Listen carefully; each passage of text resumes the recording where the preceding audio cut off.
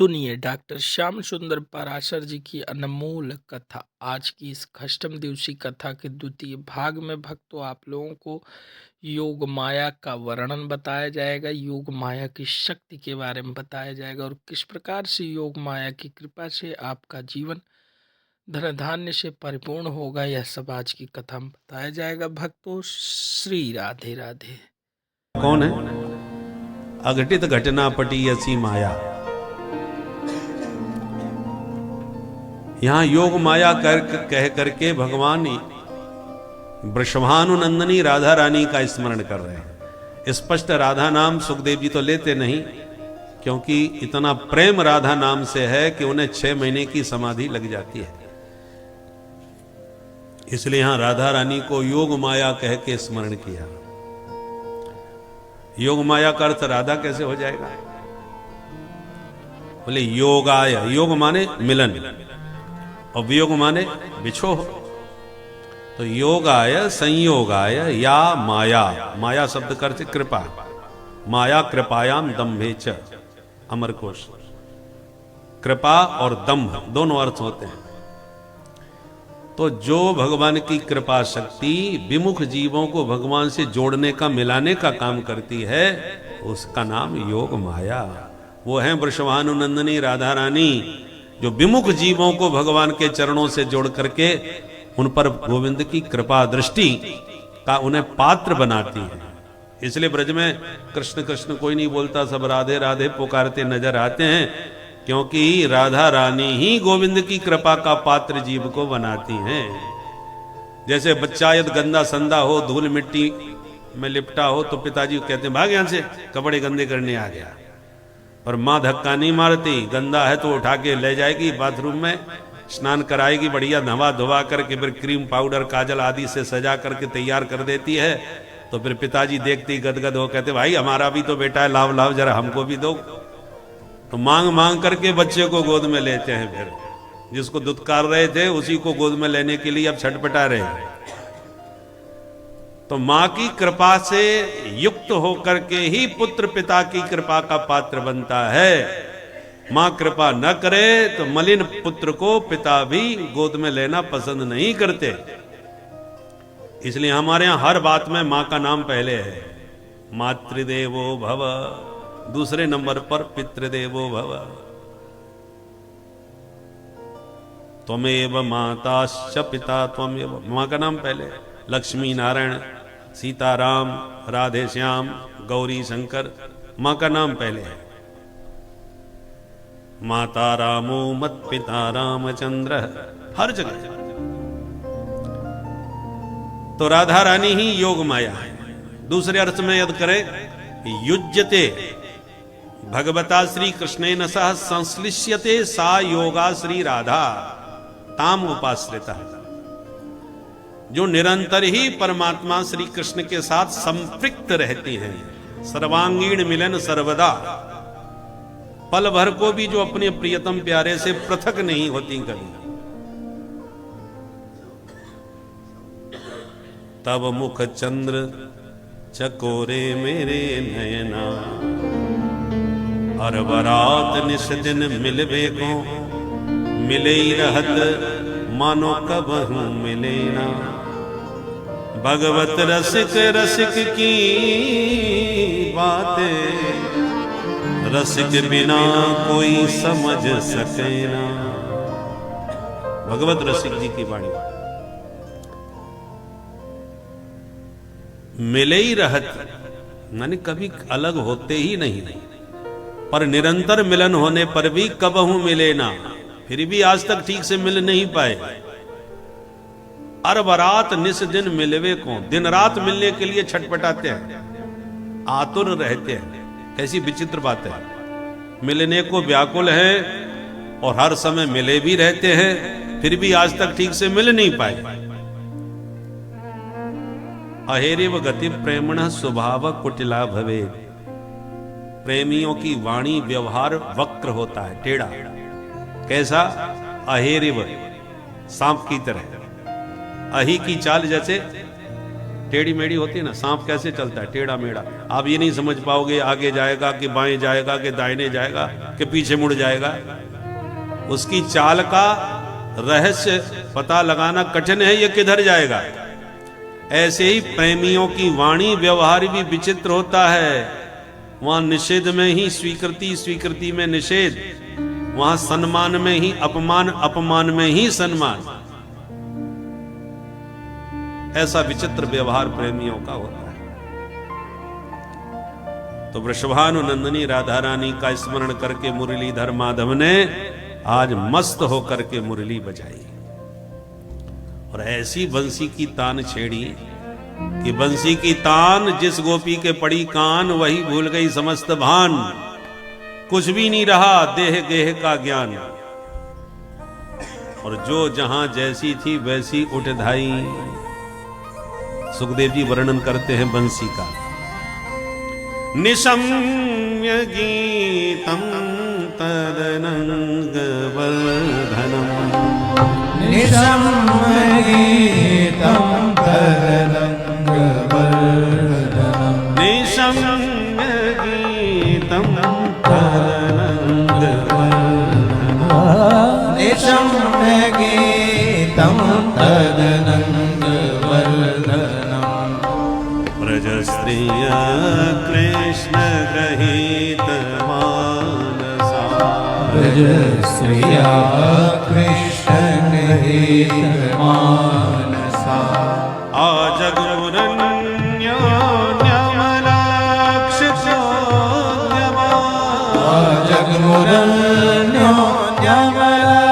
जगमुरन्योन्यमलक्षितोद्यमा, सयत्र कान्तो जवलोल कुण्डला, सयत्र कान्तो जवलोल कुण्डला।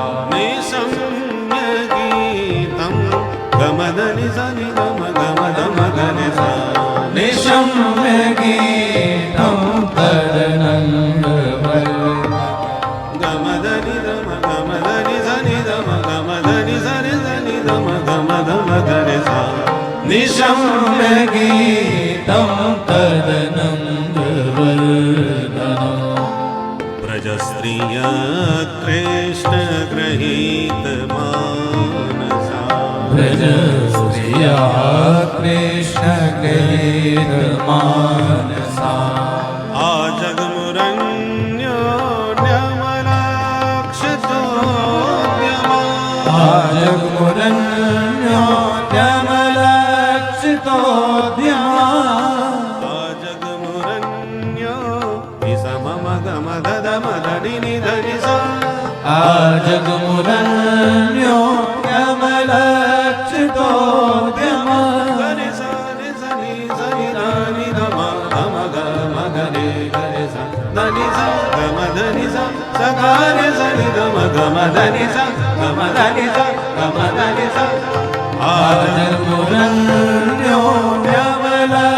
जगमुरन्योन्यमलक्षितोद्यमा, सयत्र कान्तो जवलोल कुण्डला, सयत्र कान्तो जवलोल लोचना, निशम्य गीतं तदनंग वर्धनम, निशम्य गीतं तदनंग वर्धनम, तदनंग वर्धनम, तदनंग वर्धनम।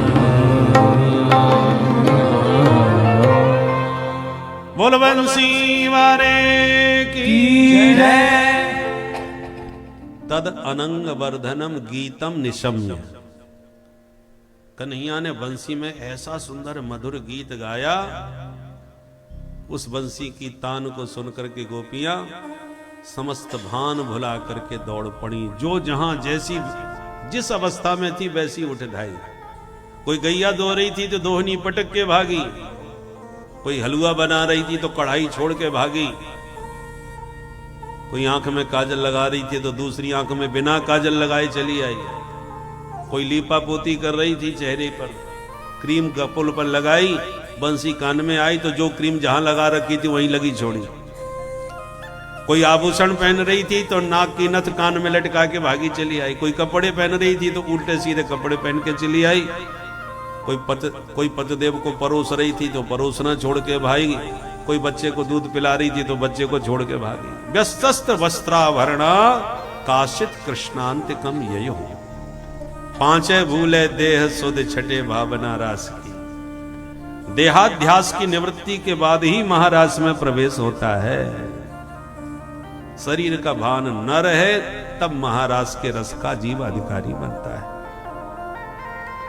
और जिसने तनिक शरीर पर ध्यान दिया सजने समरने पर, और बंठन के जब निकली तो उसके पति ने पकड़ के उसे कमरे में बंद कर दिया तो व्याकुल हो गई बेचारी। ध्यान लगा के कमरे में बैठ गई और ध्यान में जैसी भगवान का दर्शन उसे हुआ तो ध्यान प्राप्ताच्युता श्लेष निर्वृत्या क्षीण मंगला।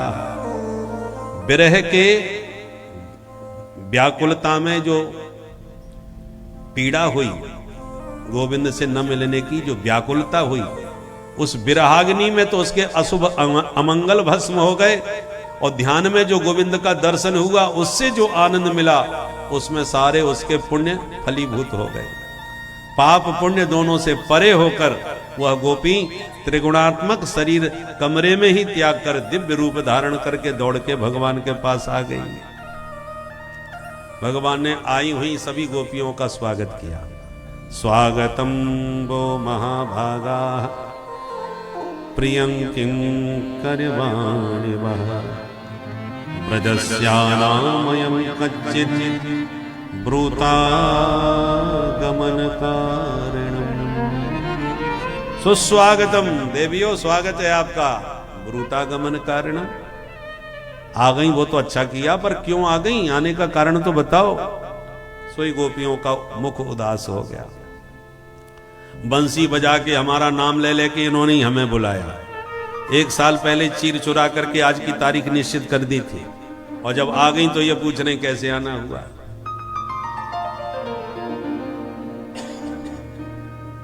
गोपियां बेचारी क्या जवाब देती, मुंह लटका के रही। भगवान बोले मैं समझ गया, आज शरद पूर्णिमा है, चांदनी देखने आई होगी ना। दृष्टम वनम कुसुमितम राकेश कर रंजितम। चंद्रमा से सुसज्जित चांदनी की शोभा वन में आपने देख ली होगी। अब अपने अपने घर जाओ, क्योंकि ये रात का समय है। शेर भालू रात में ही घूमते हैं, पकड़ के नाश्ता कर जाएंगे तुम्हारा। इसलिए रजन नेसा घोर रूपा घोर सत्व निषेविता। चंद्रमा देख लिया, चांदनी देख ली, वन की शोभा देख ली, अब जाओ अपने घर। गोपियों ने सिर हिला के कहा हमने बहुत बार देखा है, इसे देखने नहीं आई हम, तो फिर क्यों आई हो। अब गोपी कुछ बोल ही नहीं रही, क्या जवाब दे। भगवान बोले अब समझा, लगता है पतिदेव से खटपट हो गई होगी घर में, तो लड़ाई झगड़ा करके भगे आई मेरे पास। गलत बात। कितना भी घर में गृह युद्ध हो जाए, महाभारत हो जाए, पर स्त्री को घर छोड़ के नहीं जाना चाहिए। बाहर उसे कहीं भी आदर नहीं मिलता। दुस्सीलो दुर्भगो वृद्धो जडो रोग्य धनो पिबा। पतिदेव जैसे भी हो उनसे निर्वाह करो, सामंजस्य रखो। गोपियों ने सिर हिला के कहा हम किसी से लड़ाई झगड़ा करके नहीं आई सरकार, काय को प्रवचन दे रहे हो पातिव्रत का। भगवान बोले तो फिर क्यों आई हो। अब समझा, मेरे प्रेम में मुझसे मिलने चली आई है। देखो ये भी तरीका ठीक नहीं है। मुझसे यदि प्रेम है तुम्हें देवियो तो घर में ही बैठ के प्रेम करो। ऐसे जंगल में मुझसे मिलने आओगी, बदनाम हो जाओगी, परिवार के लोग घर में नहीं घुसने देंगे तुम्हें। लोक में बदनामी और परलोक भी बिगड़ जाएगा। इसलिए प्रतियात ततो ग्रहण, सब अपने अपने घर लौट जाओ। जब बार बार कहा कि लौट जाओ, चली जाओ, भाग जाओ, तो गोपियों को बड़ा बुरा लगा। आप उसमें बोली बहन इनको जवाब देना ही पड़ेगा, नहीं तो ये ऐसी प्रवचन देते रहेंगे हमें। तब गोपियों ने बहुत प्यारा गीत गा के गोविंद को उत्तर दिया। इस गीत को कहते हैं प्रणय गीत। प्रभु से प्रेम की याचना इस गीत में गोपियों ने की है। सब मिलकर 10 श्लोकों में प्रश्न है गोविंद का कि तुम क्यों आई हो, और इस गीत में 11 श्लोकों के द्वारा जवाब दिया है गोपियों ने, हम इसलिए आई हैं। सब गोपियां मिलके गा उठी, मैं बम विभोरति भवा गदे तुम संत्यज्य सर्व विषया तब पादमूलम् भक्तावजस्व दुर्लभा ग्रहणात्यजास्मान् देवो यथा पुरुषो भजते मुमुक्षु मैवं विभो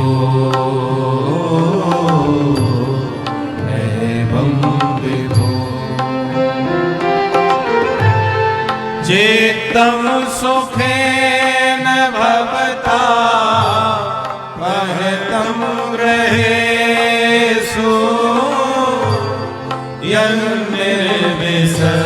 यन्निर्विशत्युपकरा बपिग्रह्यते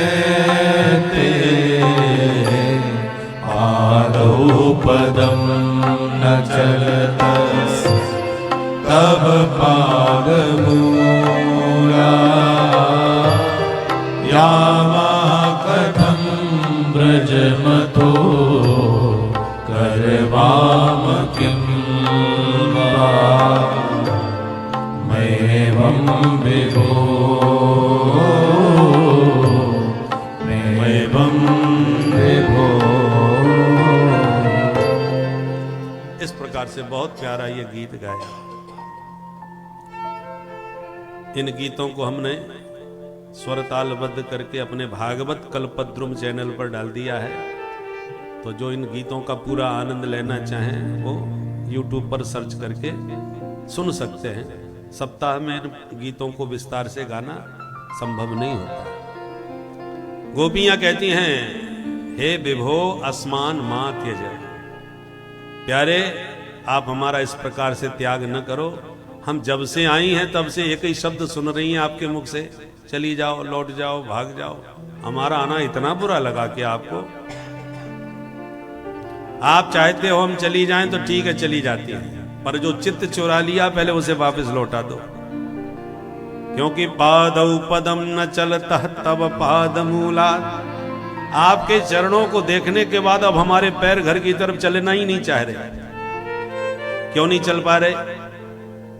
बोले चित्तम सुखेन भवतापहृतम, आपने बंसी बजा के हमारा चित्त चुरा लिया, मन हर लिया, और बिना मन के ये तन किसी काम का नहीं। आपके कान कथा सुन रहे हो, मनी राम जी दुकान का हिसाब करने चले जाएं तो सुनते रहो, पल्ले कुछ नहीं पड़ेगा। हर काम मन के साथ होगा तभी व्यवस्थित होगा, बिना मन के कोई काम नहीं होता। गोपियों ने कहा तो मन तो आपने बंसी बजा के चुरा लिया, अब हमारा तन तो किसी काम का नहीं है, तो जाएं कैसे घर? भगवान बोले यदि पैर काम नहीं कर रहे तो मैं रिक्शा तांगा मंगवा करके तुम्हें बैठा बैठा के घर पहुंचा दूंगा, फिर तो पधारोगी। गोपियां बोली करवाम किम्बा, घर पहुंचा भी दोगे तो घर जाके क्या करें ये तो बताओ। भगवान बोले घर में कोई काम धंधा नहीं है क्या? गोपियां बोली काम तो बहुत है पर बिना मन के तो कोई काम नहीं हो सकता, पहले मन हमें वापस करो तभी हम घर जाने के लायक रहेंगे। क्या चाहती हो? गोपियों ने हृदय की बात खुल करके कह दी, सिंचांगनस्त्वदधरामृत पूरकेण हासावलोक कलगीत जरच्छयाग्नि। प्रभु हम आपकी प्रेम सुधारस का पान करना चाहती हैं। यदि आपने हमारा मनोरथ पूर्ण नहीं किया तो आपकी बिरहाग्नि में यहीं सब गोपियां बैठ करके अपने प्राणों का विसर्जन कर देंगे। भगवान जीव को जब अपनाते हैं तो उसकी पूरी परीक्षा लेते हैं। 50 रुपए का मटका भी मिट्टी का खरीदोगे तो 50 बार ठोक बजा के देखोगे पानी भरने लायक है कि नहीं। तो जिस गोपियों के हृदय में प्रेम रस भरना चाहते हैं महारास में, भगवान ने उनका भी निरीक्षण परीक्षण ठोक बजा के खूब कर लिया कि इसमें प्रेम की पात्रता है कि नहीं। पर गोपियां घर नहीं लौटी, दृढ़ता के साथ खड़ी रहीं, तो भगवान प्रसन्न हो गए, गोपियां प्रेम परीक्षा में पास हो गई। और तब भगवान बड़ी जोर से हंसे और महारास प्रारंभ किए। प्रहस्य सदयम गोपी रात्मा रामोप्यरी रमत। अब ब्रजवनिताओं के साथ भगवान का महारास प्रारंभ हुआ। बाहु प्रसार पररंभ कराल कोरोनी विस्तनाल वन नर्म नकाग्रपातई श्वेल्यावलोक हसुदर ब्रज सुंदरीणाम उत्तम भयन रतिपतिम रमयांचकार। जैसी गोविंद ताता थैया नाचे ब्रज गोपियों के साथ, कामदेव ने तक तक के तीर चलाए। वसीकरण, उच्चाटन, मोहन, स्तंभन, उद्दीपन, सारे बाण चल गए, पांचों के पांच पंच सायक। कामदेव भगवान का कुछ नहीं बिगाड़ पाया। चरणों में गिरा, भगवान को अच्युत नाम दिया। न च्यवती स्वरूपा, जो अपने स्वरूप से कभी विचलित न हो, एक रस एक आनंद रहे। पराभव पराजित होकर के कामदेव ने अपनी हार स्वीकार करी और वही भगवान का प्रथम पुत्र प्रद्युम्न बन के द्वारका में आके पैदा हुआ। भगवान को अपना पिता मान लिया इस काम में। किंतु जब नाचने लगे गोविंद ब्रज गोपियों के साथ, तो गोपियों को सौभाग्य का मद जागृत हो गया। हमारी समता संसार में कोई स्त्री नहीं कर सकती। आज इंद्राणी, ब्रह्माणी, रुद्राणी कोई भी हो, त्रिभुवन पति हमारे अधीन होके नाच रहे। देखो, जहां आता है अभिमान, वहां से खिसक जाते हैं भगवान। राधा रानी के मन में आया मान, बाकी सबको हुआ अभिमान। सौभाग्य का मद, मान और मद में बहुत बड़ा अंतर है। मद जिसको आता है उसकी दृष्टि अपने पर होती है, अपनी विशेषताओं पर होती है, अपने गुणों पर होती है, मैं जागता है वो। और जहां मान होता है वहां दृष्टि प्रियतम पर होती है। मेरे प्यारे किधर देख रहे हैं, किससे बोल रहे हैं, किससे बात कर रहे हैं। और उनके प्रिय ने कहीं दूसरे पर दृष्टि भी डाल दी तो मान हो जाता है। दूसरे का नाम भी मुंह से निकल जाए तो मूड खराब हो जाता है। आपकी पत्नी का नाम गीता है मान लो, और गलती से सपने में आपने बड़बड़ाते होगे सीता सीता कह दिया, तो सवेरे जो महाभारत होगा फिर उसी का नाम है मान। कि दूसरे का नाम तुम्हारे मुंह से निकला कैसे, वो कौन है। तो राधा रानी ने देखा कि मेरे प्राण वल्लभ प्रियतम कृष्ण मेरे जैसा ही व्यवहार सब सखियों से बराबर किए जा रहे, तो मान करके बैठ गई राधा रानी। तो राधा रानी के मान को मनाने के लिए माधव किशोरी जी का हाथ पकड़ के सब सखियों के बीच से अंतर्धान हो गए। बोल राधा रानी की जय, रासेश्वर भगवान की जय। अब गोपियां अपने बीच में गोविंद को न पाकर के व्याकुल हो गई। को जड़ को चैतन्य न कछु जानत बिरही जन। बिरही को बोध नहीं रह जाता मैं किससे बात कर रहा हूं। वृक्षों से लताओं से गोविंद का पता पूछती हुई गोपियां व्याकुल होकर के भगवान को खोजने लगी, ढूंढने लगी। जब कहीं नहीं मिले तो लीला का अभिनय किया, फिर भी नहीं मिले तो उधर एकांत कुंज में भगवान राधा रानी के चरण दबा रहे थे। राधा रानी बोली, न पारे हम चलितुम नयमाम यत्र ते मनः। प्यारे अब मैं आपके साथ नहीं चल सकती, मैं बहुत थक गई। भगवान बोले, प्रियाजू स्कंध आरुयताम, थक गई हो तो मेरे कंधे पर बैठ जाओ। किशोरी जी राजी हो गई और जैसे कंधे पर बैठने को कदम उठाया भगवान वहां से भी अंतर्धान हो गए। सावधूरन्वतप्यत यहाँ नाम नहीं ले रहे सुखदेव जी, कहते हैं सा बधू, वह बधुटी भी व्याकुल होकर के वहीं मूर्छित हो गई। किशोरी जी को, राधा रानी को यहां बधू क्यों कहा? बधू का अर्थ क्या होता है? बधनाती इति बधू, जो बांध के रखे, अपने वशीभूत रखे, उसको बधू कहते हैं।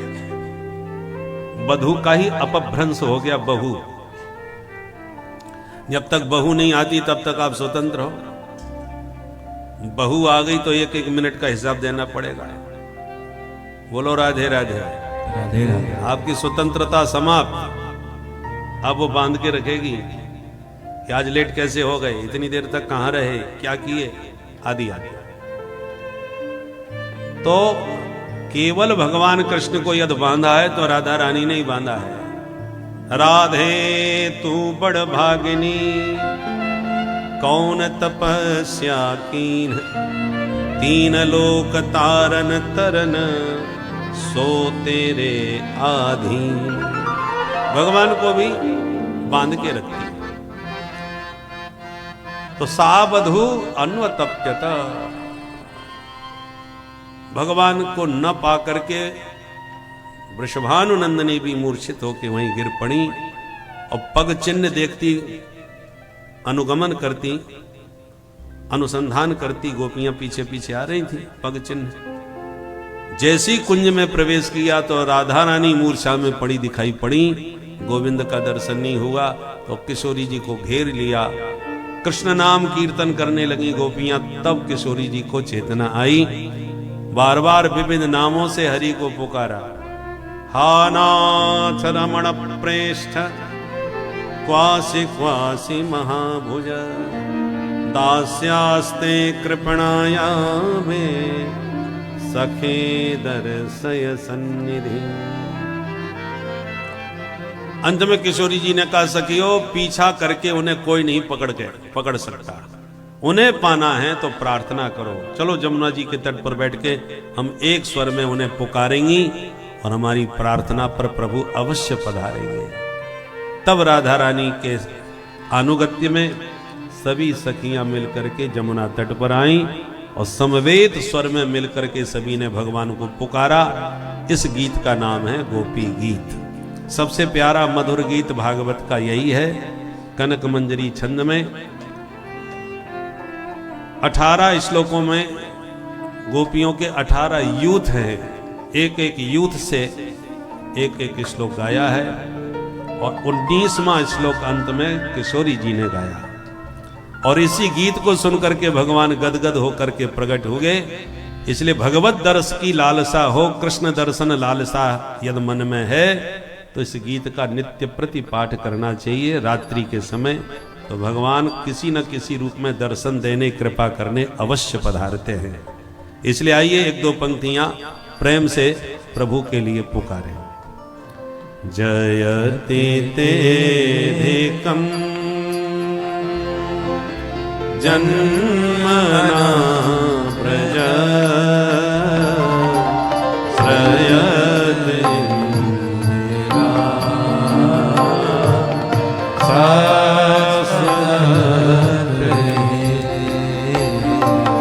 दयित देशता देशुतावता स्वैधृता सभा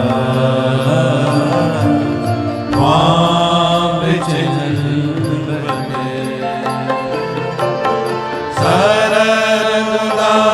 सरदासये साधुदाससा सरसिजो गरा श्री मुसादशा सुरतनाथ अशुल्क दासिका परने न तो नेह किं बता। दयापया व्याल राक्षसा वैश्य मारुता वैद्युतानला वृषमया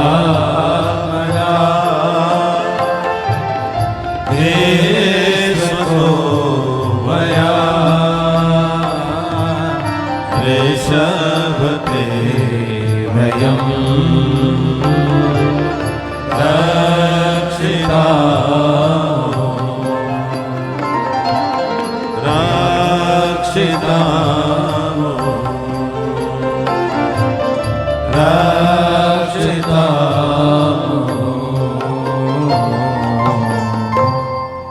बोल रास बिहारी भगवान की जय। गोपियां कहती हैं, हे प्यारे, तब जन्मना ब्रजः वैकुंठात् अधिकम जयति। प्यारे, जब से आपने जन्म लिया है ब्रज की महिमा वैकुंठ से भी बढ़ के हो गई। अत्र वृंदावने इंदिरा सस्वत श्रयते। जो लक्ष्मी एक जगह टिकती नहीं, स्वभाव से ही चंचला है, और वो चंचला चपला ब्रज में अचला होकर के बैठ गई, अचल और स्थिर हो गई। अत्र सस्वत सरयते इंदिरा। लक्ष्मियां अखंड रूप से निवास करने लगे। दैत दृश्यता। दैत कहते हैं जो अत्यंत प्यारा होता है। हे प्यारे, दृश्यता प्रत्यक्षी भूयता। इतना तड़फाने के रुलाने के बाद अब तो हमारी आंखों के सामने आ जाओ। दीक्षु ताव काहा, हम सब तुम्हारी ही है, एक बार आके हमें देखो। त्वयि धृता सवः अशवः प्राणः त्वयि धृता। हमारे प्राण आप में स्थित रहते हैं। यमराज हमारे प्राण हरण करने आते हैं, परंतु पिंजड़ा भी खाली मिलता है, क्योंकि हमारे प्राण पक्षी तो आप में स्थित हैं, इसलिए वो खाली हाथ लौट जाते हैं। आप हमें अपना समझते हो, ये हमें पता है। कैसे पता चला? बोले आप हमें अपना न मानते तो हमें बार बार बचाते नहीं। सुरासुरों से पग पग पर आपने हमारी रक्षा करी है। आप हमको अपना समझते हो तभी तो हमें बचाने आते हो, ये तो मरने देते। पर विडंबना देखो, एक तरफ सुरासुरों से रक्षा करते हो, रक्षिता मोह, और दूसरी तरफ हमारे प्राण हरण करना चाहते हो अपने वियोग में।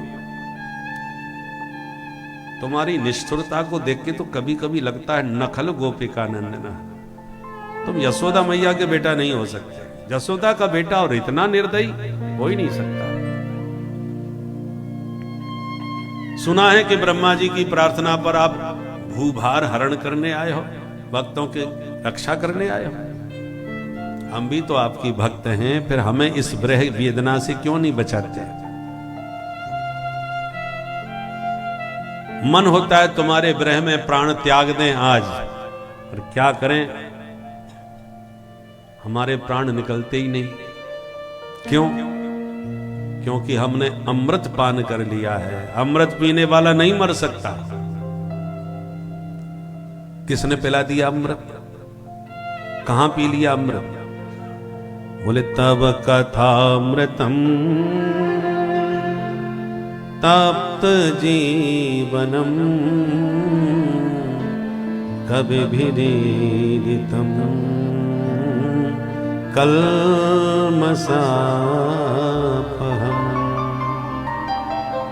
श्रवण मंगलम श्रीमदाततम्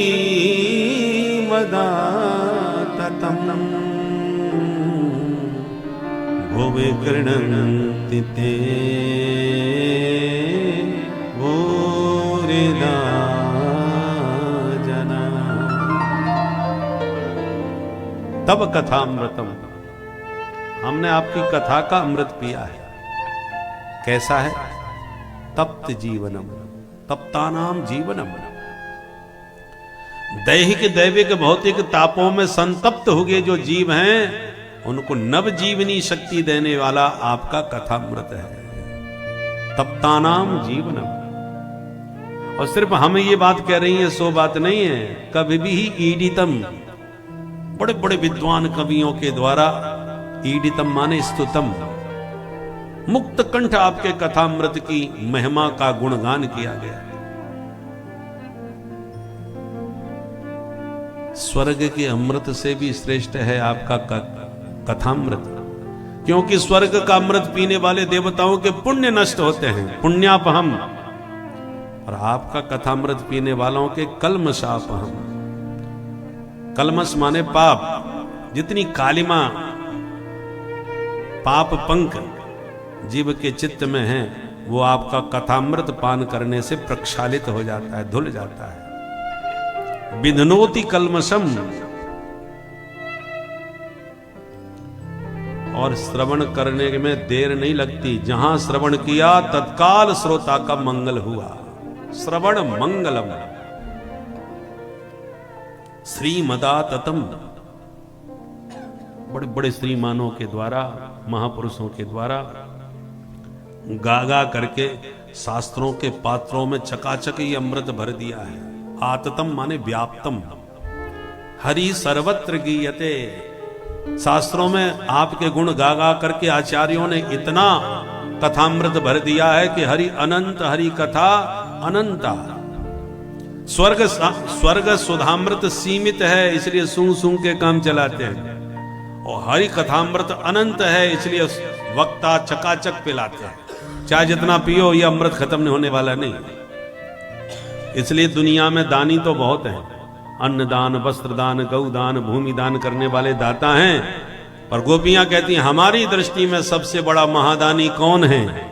जो आपके कथामृत का दान करके श्रोताओं के हृदय में आपको ही विराजमान कर देता है। उस वक्ता से बड़ा महादानी दुनिया में कोई नहीं हो सकता। भुवि गृह्णन्ति ते भूरिदा जना। ये जना भुवि, भूमिमंडले, भूमंडले गृह्णन्ति, वर्णयन्ति, तब कथामृतम वर्णयन्ति ते जना भूरिदा, भूरि ददाति। वो सबसे बड़ा महादानी है, उदार मना है। भगवान की कथा भी उदार है, और उस उदार कथा का दान करने वाला भी परम उदार है। उदार किसे कहते हैं? उत उत्कृष्टम राति ददाति इति उदार। जो अपनी शक्ति सामर्थ्य से भी अधिक देने का मन रखता हो, उसे उदार कहते हैं। शास्त्रों में प्रभु को उदार और कल्याणकारी बताया गया है। आपको आपकी क्षमता से अधिक यदि कोई दे सकता है तो वह ईश्वर ही है। रातों रात किसी निर्धन को धनवान प्रभु ही बना सकते हैं। लंगड़े को भी पर्वतों को पार करा सकते हैं। बिना आँख के सब कुछ दिखा सकते हैं। ऐसे प्रभु, हमारे लीला पुरुषोत्तम प्रभु श्री कृष्ण भगवान की कृपा को बनाए रखने के लिए उनका भजन कीर्तन करते रहे और उनकी करुणा का सागर प्राप्त करते रहे। इस कथा, इस भजनों के माध्यम से प्रभु की उस छवि का अवलोकन करें, उनका सदैव अपने अंतःकरण में मनन चिंतन करते रहे। भक्तों, श्री राधे राधे। स्मयमान मुखाम्बुज पीतांबरधर सृगवी साक्षात मनमथ मन्मथ।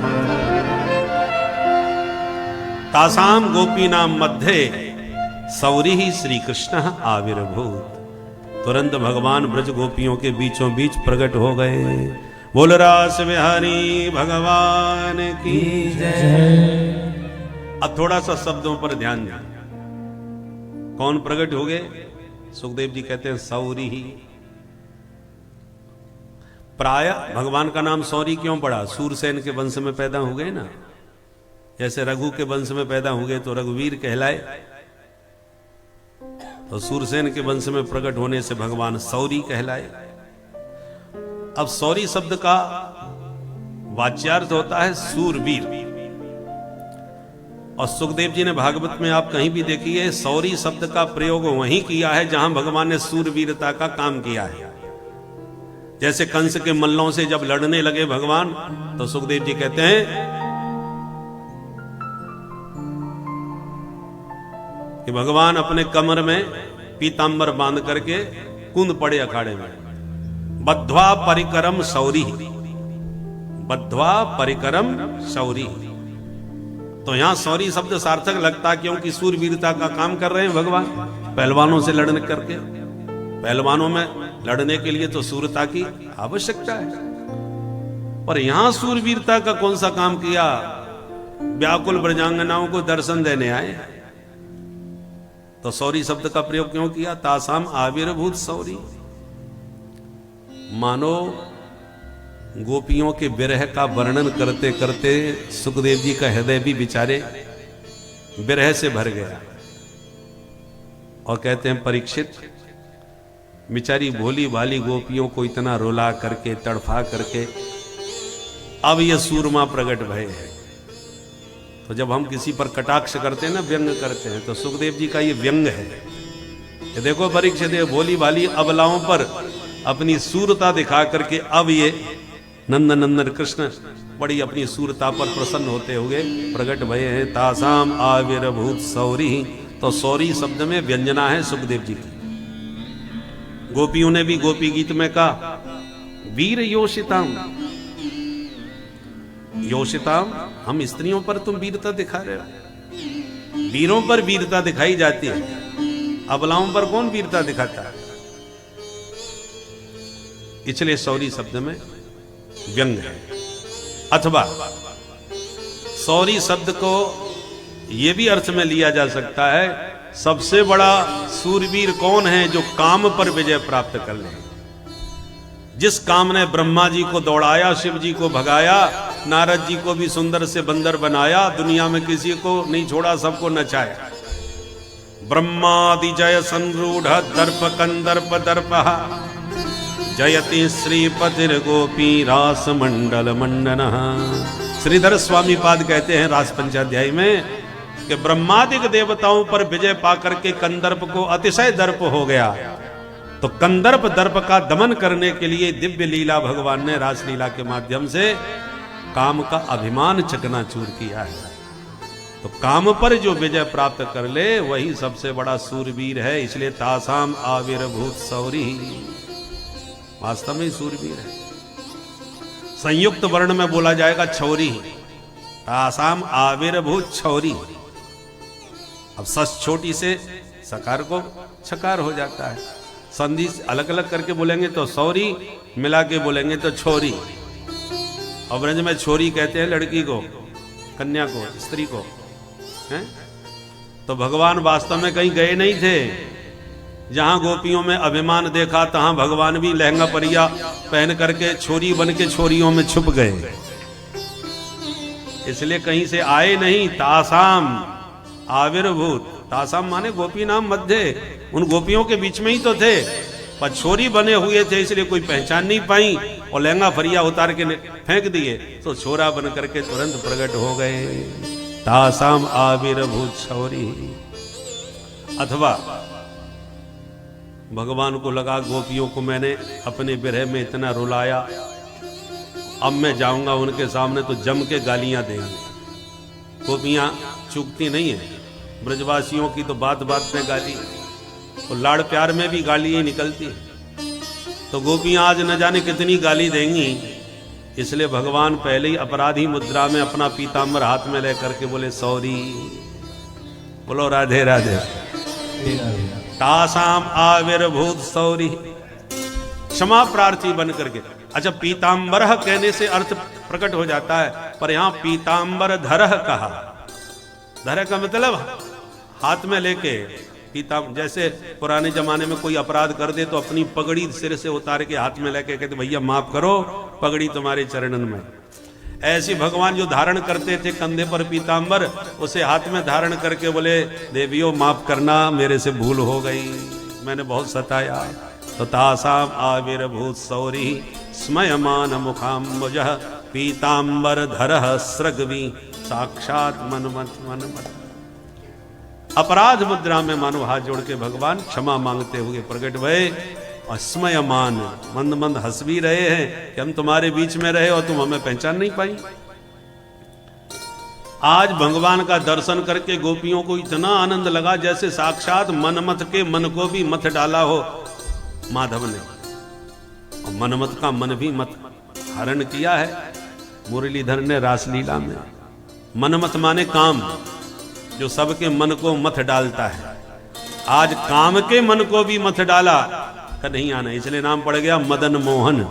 मदन माने काम, और मदन को भी जो मोहित कर ले वो मदन मोहन, अथवा मद न मोह न, जिसमें न मद है न मोह है, ऐसे मदन मोहन भगवान प्रकट हो गए। तन्वह प्राण मिवागतम, देखते ही गोपियों को लगा जैसे मृत शरीर में प्राण लौट आए हो। घेर लिया गोपाल को, थोड़ी सी नोकझोंक हुई, किंतु जब भगवान ने हाथ जोड़ के कहा देवी सच कहता हूं, मेरे प्रेम में तुमने परिवार संबंध सबको तिनके की तरह त्याग दिया। इस दिव्य प्रेम को देखकर मैं तुम्हारे ऋण से कभी उऋण नहीं हो सकता। तुम ही अपने साधु स्वभाव बस मुझे उऋण कर दो तो बात और है, क्योंकि दुर्जर गेह श्रृंखला घर गृहस्थी की आसक्ति त्यागना बड़े बड़े साधु संतों के लिए कठिन होता है। जुगाड़ बैठ जाए तो तिहाड़ जेल से भी लोग रफा दफा हो जाते हैं, पर सबसे कठिन है मोह ममता की, परिवार की आसक्ति की बेड़ियों से निकलना, जो तुमने मेरे लिए त्याग दिया। इसलिए देवियों मैं तुम्हारे ऋण से कभी उऋण नहीं हो पाऊंगा। ये शब्द सुन के गोपियां सब गदगद हो गईं और सारा विरह समाप्त हो गया। प्रभु ने ऐसी लीला करी, जितनी गोपियां थीं उतनी गोपाल बन के तैयार हो गए। प्रत्येक गोपी के कंठ में गलवैया डाल के जब ताता थैया नाचे, तब तो महाराज गोपियों को, प्रत्येक गोपी को यही अनुभूति हो रही है कि गोविंद सिर्फ मेरे साथ हैं, मेरे साथ ही नाच रहे हैं, मैं ही उनकी विशेष प्रिया हूं। इस दिव्य महाराज का दर्शन करने देवादिदेव महादेव भी काशी से दौड़े दौड़े भागे भागे चले आए वृंदावन धाम। घुसने लगे रास मंडप में तो गोपियों ने रोक दिए, ए बाबा ये दाढ़ी मूछ वालों का इधर कोई काम नहीं, निकलो बाहर। यहाँ पुरुष एकमात्र कृष्ण है, बाकी सब उनकी सखी सहचरी हैं, दूसरा पुरुष नहीं जा सकता भीतर। बोले बाबा ने कहा देवियों 350 साल के बाद ज्ञान वापी से बाहर निकल के आया हूं, अब तो कम से कम महाराज का दर्शन करने दो मुझे। पर गोपियों ने घुसने नहीं दिए बाबा। तो बोले बाबा भी माने नहीं, तुरंत गए जमुना में नहाए, अपने बड़ी बड़ी जटाओं का जूड़ा बांध करके, लहंगा फरिया पहन के, चुनरी में मुंह छुपा करके, छैल छबीली गोपी बन करके छम छम करते हुए गोपियों के झुंड में घुस गए। गोपियां नहीं पहचान पाई, पर जब गोविंद की दृष्टि पड़ी कि ये मोटी तगड़ी नई नवेली गोपी कौन कहां से पहुंची, ध्यान से देखा तो पहचान गए। मुस्कुरा के बोले आओ आओ मेरे गोपेश्वर नाथ, आपको स्वागत है महाराज में। बोल गोपेश्वर महादेव की जय। तो जिस महारास में साक्षात कामारी शिव स्वयं गोपी बन करके थिरक रहे हों, वो रासलीला काम क्रीड़ा कैसे हो सकती है? ये काम विजय क्रीड़ा है भगवान की महारास लीला, क्योंकि सबसे बड़ा अभिमान कामदेव को ही था और भगवान अभिमान दूर करने के लिए ही अवतार लिए हैं। इसलिए भगवान ने काम को चुनौती दी कि अभी तक योगिंद्र मुनींद्रों को तुम समाधि में विचलित करते हो, पर योगिराज कृष्ण न कोई समाधि लगाएगा, बल्कि एकांत वन में अनंत ब्रज सुंदरियों के साथ नाचते गाते ताता थैया करते गलवैया डाले थिरकते हुए भी तुम मेरे चित्त को चंचल कर दो तो अपनी पराजय स्वीकार करूंगा। परंतु अचंचल मन से यथार्व का स्वप्रतिबिंब विभ्रम, जैसे नन्हा बच्चा शीश महल में घुसकर अपने ही प्रतिबिंबों के साथ नाचता कूदता खेलता है, उसे नहीं मालूम ये सब मेरे ही स्वरूप है, मेरे ही प्रतिबिंब है। निर्विकार भाव से जैसे नन्हा अबोध बच्चा अपने प्रतिबिंबों के साथ मनोरंजन करके नाचता है, ऐसे ही आज अपनी आत्माओं के साथ उस परमात्मा ने दिव्य महारास लीला करी, बिना किसी विकार के निर्विकार भाव से गोविंद नाचे। इसलिए काम ने अच्युत नाम दे करके प्रणाम किया और भगवान को अपना पिता स्वीकार कर लिया। इसलिए भूल के भी रासलीला को काम क्रीड़ा नहीं समझना चाहिए। एक काम विजय क्रीड़ा है भगवान की महारास लीला, सप्तम सोपान की लीला है। आइए मिलकर के हम भी महारास में भोले बाबा की तरह चलते हैं।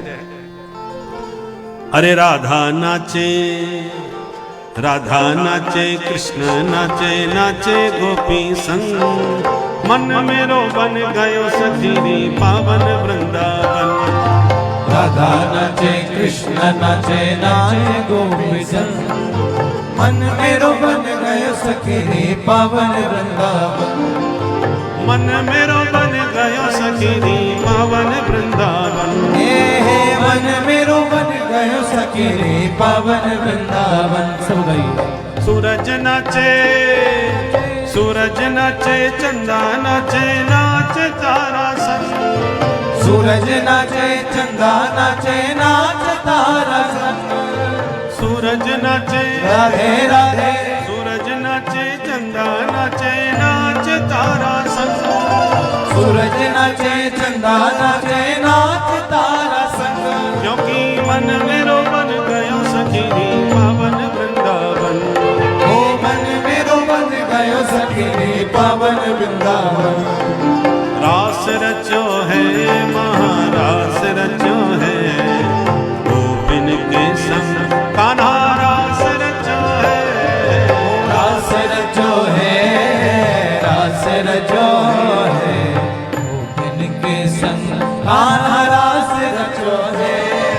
रास रचो है महारास रचो है, गोपिन के संग कान्हा रास रचो है। रास रचो है, रास रचो है, गोपिन के संग कान्हा रास रचो है। श्री राधे। रास बिहारी सरकार की जय हो।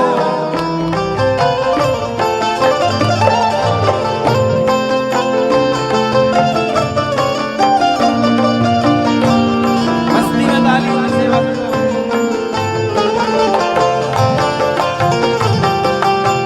जय हरि।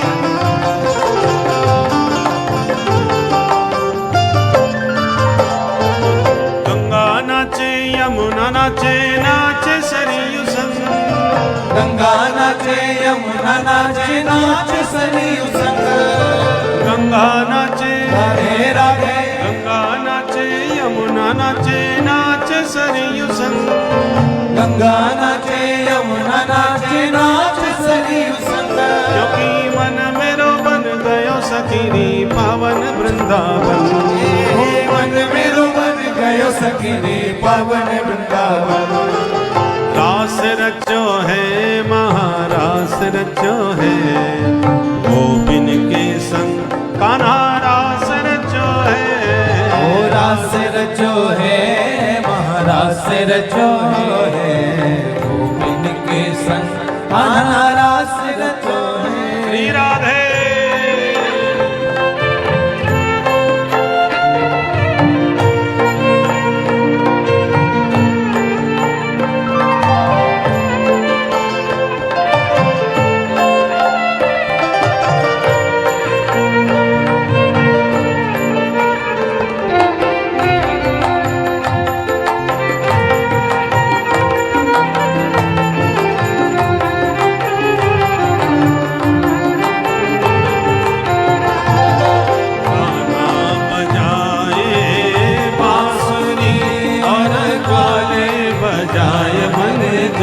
देखो गोपियां नाचे क्षमा क्षम।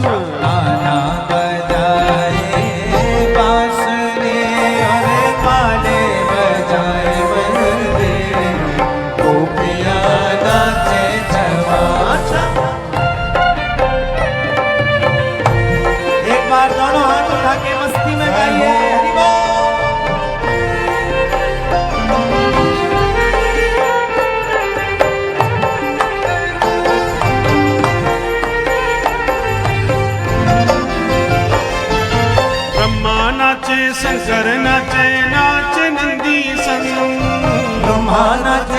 शंकर नाचे नाचे नंदी शंकर ब्रह्मा नाचे राधे राधे ब्रह्मा नाचे शंकर नाचे नाचे नंदी संग ब्रह्मा नाचे शंकर नाचे नाचे नंदी शंकर योगी मन मेरो बन गयो सखी पावन वृंदावन योगी मन मेरो बन गयो सखी पावन वृंदावन रास रचो है महारास रचो है जमुना के तीर कान्हा रास रचो है रास रचो है महारास रचो है यमुना के तीरे कान्हा रास रचो है रास रचो है महारास रचो है जमुना के तीर कान्हा रास रचो है रास रचो है रास रचो है यमुना के तीरे कान्हा रास रचो है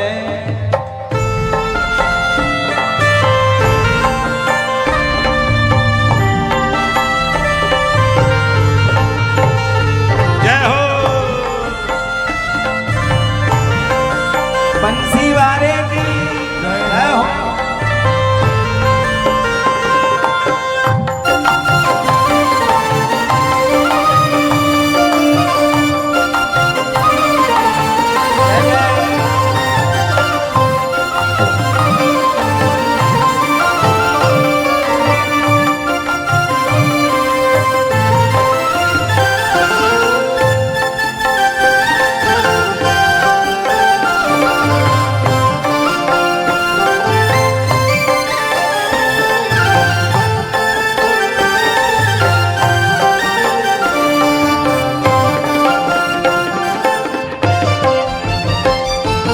गंधर्व नाचे ऋषि मुनि नाचे नाचे देव संग गंधर्व नाचे ऋषि मुनि नाचे नाचे देव सन गंधर्व नाचे राधे राधे गंधर्व नाचे ऋषि मुनि नाचे नाचे देव संग गंधर्व नाचे ऋषि मुनि नाचे नाचे देव सन क्योंकि मन मेरो बन गयो सखी रे पावन वृंदावन क्योंकि मन मेरो बन गयो सखी रे पावन वृंदावन रास रचो है महारास रचो है जमुना के तीर कान्हा रास रचो है रास रचो है महारास रचो है यमुना के तीरे कान्हा रास रचो है रास रचो है महारास रचो है गोपिन के संग कान्हा रास रचो है रास रचो है महारास रचो है गोपिनी के संग महारास रचो है श्री राधे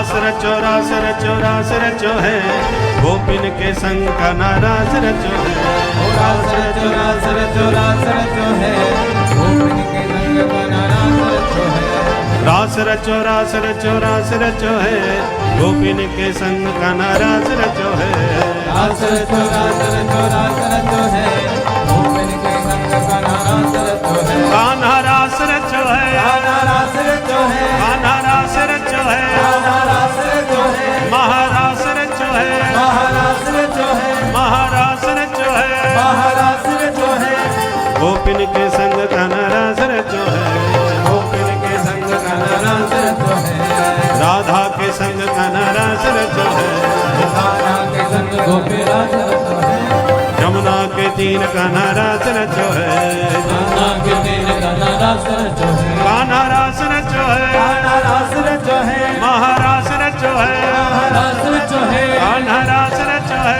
महारास रचो है महारास रचो है महारास रचो है महारास रचो है ओ महारास रचो है महारास रचो है ओ महारास रचो है महारास रचो है महारास रचो है महारास रचो है महारास रचो है महारास रचो है महारास रचो है महारास रचो है महारास रचो है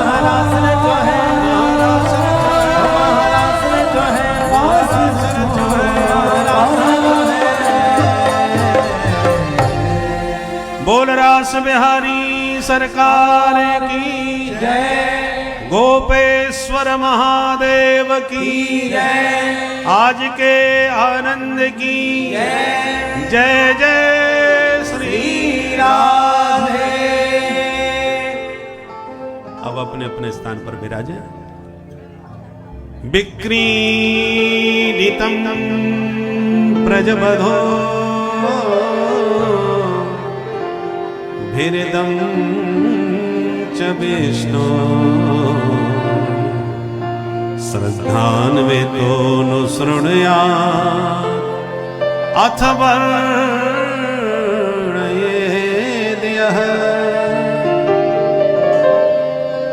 भक्तिं परां भगवती प्रतिलभ्य कामम् हृदरोगमास्वपहनो त्यचिरेण धीरा हृदरोगमास्वपहनो त्यचिरेण धीरा।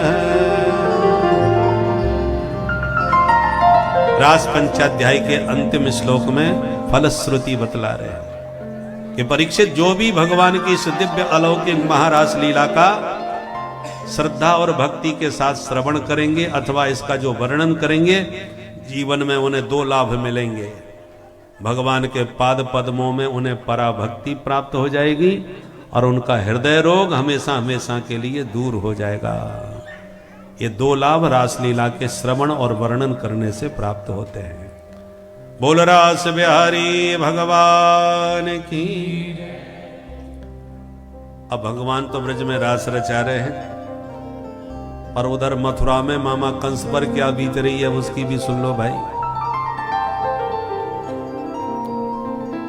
नारद जी ने कंस को बता दिया, ये राजन जिसे तुम नंद का लाला समझे बैठे हो वो नंद का लाला नहीं, तुम्हारी बहन देवकी का 8वां लाल है, वही तुम्हारा काल है।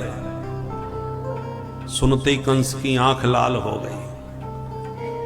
निशात मस मादत्त वसुदेव जघांसया,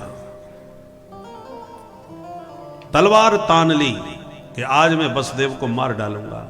नारद जी ने हाथ पकड़ के रोका, जोश से नहीं अब होश से काम लीजिए। तुम्हारा काल वसुदेव नहीं वासुदेव है, उसकी सोचो। बाप जिंदा रहेगा उसका तो बेटा एक ना एक दिन मिलने जरूर आएगा।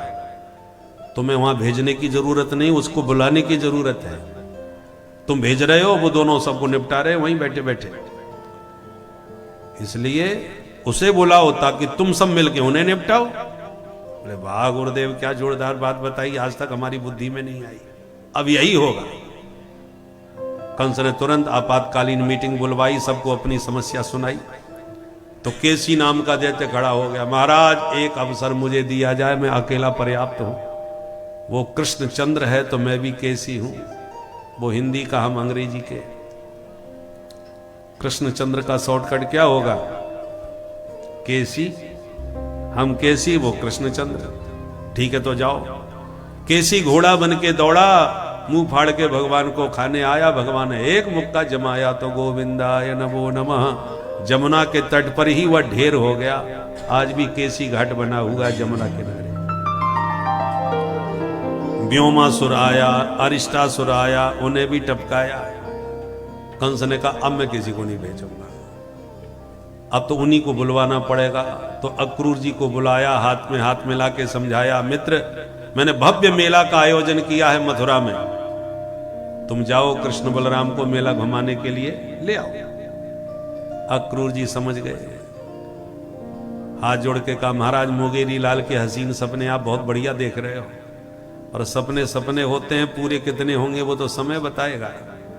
मनोरथान करोत्युच्चै जनो दैव हतानपि, युज्यते हर्ष शोकाभ्याम तथाप्याज्ञाम करोमि ते।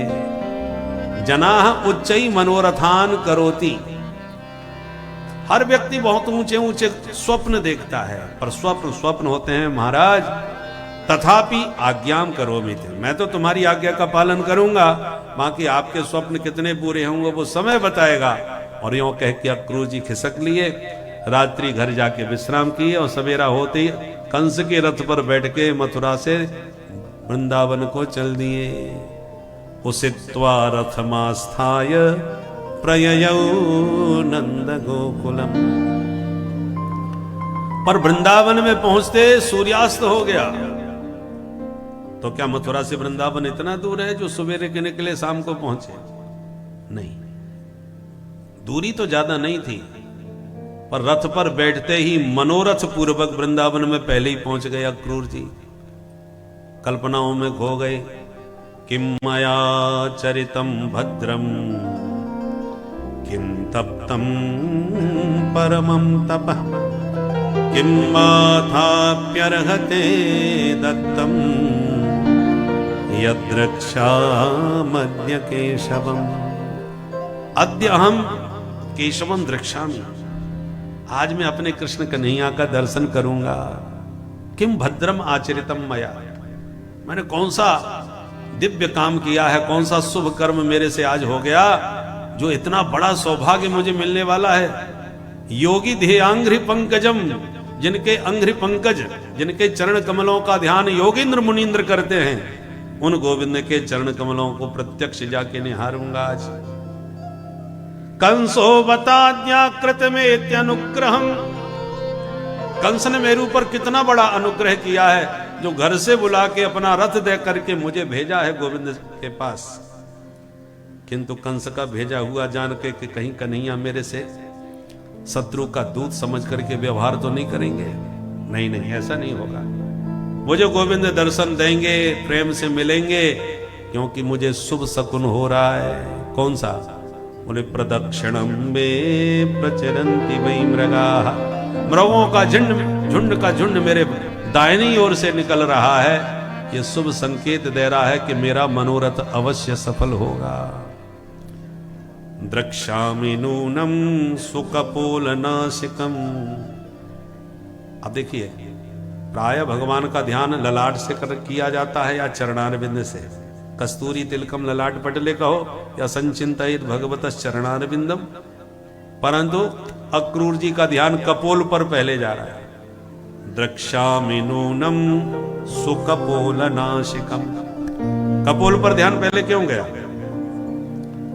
क्योंकि ये चाचा जी हैं भगवान कृष्ण के, और चाचा का स्थान पिता तुल्य होता है। तो भगवान पर वात्सल्य उमड़ रहा है, मेरा बच्चा, मेरा भतीजा। वो भगवान है, वो सर्वेश्वर है, ये मालूम है, पर रिश्ते में तो मेरे भतीजे हैं। और जब बच्चों पर बहुत स्नेह उमड़ता है तो हम सबसे पहले उसके गाली पकड़ते हैं, कपोल पर वात्सल्य बरसाते हैं। इसलिए अक्रूर जी के हृदय का जो वात्सल्य है वो कपोलों पर दृष्टि जा रही है। सुकपोल नासिकम स्मितावलोकारुण कंजलोचनम। एक एक अंग का ध्यान कर रहे हैं और ध्यान में इतने डूब जाते हैं कि प्रेम समाधि लग जाती है, घोड़े शांत खड़े हो जाते हैं। अब कोई हाँके नहीं तो घोड़े कैसे चले? कई घंटे बीतते हैं तब होश आता है, तब घोड़े हाँकते हैं, जिसके कारण रथेन गोकुलम प्राप्त सूर्यश्चास्त गिरिम नृप। ब्रज में वृंदावन में पहुंचते अक्रूर जी को सूर्यास्त हो गया। दोनों भैया गैया दोहने के लिए जा रहे थे, शाम का वक्त था। दूर से गैया दोहने के लिए जाते हुए दोनों भैया दिखाई पड़ गए। ददर्श कृष्णम रामं च ब्रजे गोदोहनम गतौ पीत नीलांबर धरौ सरदम गुरुहेषणम्। मानो शरद पूर्णिमा पर दो चंद्र एक साथ उदय हुए हों, एक नीलांबरधारी दूसरे पीतांबरधारी। पीत नीलांबर धरौ। दोनों भैयाओं को दूर से देखते ही दौड़ करके अक्रूर जी प्रभु के चरणों में गिरे। भगवान ने उठा के हृदय से लगा लिए, मेरे चाचा जी आ गए, चाचा जी आ गए। दोनों भैया एक एक हाथ पकड़ के नंद भवन में लाए, उच्च आसन पर बैठाए, चरण धुलाए, भोजन पवाए, अतिथि भवन में लाए। व्यक्ति के दो पलड़े होते हैं, एक पाप का, एक पुण्य का। जब पाप का पलड़ा पुण्य के पलड़े से भारी हो जाता है, तब व्यक्ति का सर्वनाश आरंभ हो जाता है और उस सर्वनाश के कारण ही व्यक्ति अपने पूरे जीवन भर पश्चाताप की आग में जलता है। इसीलिए सदैव अपने पुण्य के पलड़े को भारी रखें। मानव जीवन में पाप तो होता ही रहता है, किंतु पुण्य भी इतने करें कि पापों से अधिक आपके पुण्य हो, जिससे आपके जीवन में कष्ट और विपत्ति न आए। और सबसे बड़ी चीज कि यदि आप ईश्वर में ध्यान लगाते रहते हैं, तो आपके पुण्यों की संख्या अवश्य ही बढ़ती रहती है। प्रभु के सुमिरन से, प्रभु के भजन से, प्रभु के बनाए मानव के परमो धर्म सेवा से आपके पुण्यों में लगातार वृद्धि होती रहेगी और आपके ऊपर प्रभु की कृपा ऐसे ही बनी रहेगी। भक्तों, कथा सुनते रहें और कथा में कहे गए बातों का अवलोकन करें। भक्तों, श्री राधे राधे। युगायते त्वाम अपश्यता। गोविंद के दर्शन में त्रुटि का व्यवधान भी युग के समान प्रतीत होता था। वे कृष्ण यदि मथुरा जाएंगे तो कब लौट के आएंगे, कोई भरोसा नहीं। हम कैसे रहेंगे? एक बोली, बहन, हमारे तुम्हारे सोचने से कुछ नहीं होने वाला, होगा वही जो विधाता ने हमारे भाग्य में लिखा होगा। तब तो सब गोपियां विधाता को कोसने लगेंगी। ये विधाता भी बड़ा निर्दयी है।